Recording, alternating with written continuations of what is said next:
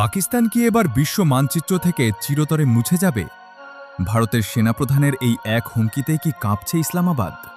Operation সিন্দুরের প্রথম বার্ষিকীতে ভারতীয় সেনাপ্রধান এক বিস্ফোরক হুঁশিয়ারি দিয়েছেন। তিনি সাফ বলেছেন, পাকিস্তান ভবিষ্যতে ভূগোলে থাকবে নাকি শুধু ইতিহাসের পাতায় নাম হয়ে থাকবে তা এখন দেখার বিষয়। অর্থাৎ পাকিস্তানকে মানচিত্র থেকে মুছে ফেলার সরাসরি ইঙ্গিত। কিন্তু পাকিস্তানও চুপ করে বসে থাকার পাত্র নয়। ভারতের এই চরম যুদ্ধবাজ মানসিকতার জবাবে কড়া প্রতিক্রিয়া দেখিয়েছে ইসলামাবাদ। পাকিস্তান সেনাবাহিনী স্পষ্ট জানিয়ে দিয়েছে, বিন্দুমাত্র আগ্রাসন দেখালে তার পরিণাম হবে ভয়াবহ। নিজেদের সার্বভৌমত্ব রক্ষায় পরমাণু শক্তিধর পাকিস্তান সম্পূর্ণ প্রস্তুত। দুই দেশের এই চরম বাকযুদ্ধ কেবল সাধারণ কোনো হুমকি নয়।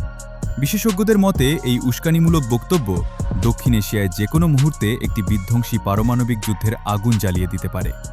ভারতের এই হুঁশিয়ারি কি কেবলই রাজনৈতিক চাল, নাকি সত্যিই বড় কোনো যুদ্ধের পূর্বাভাস?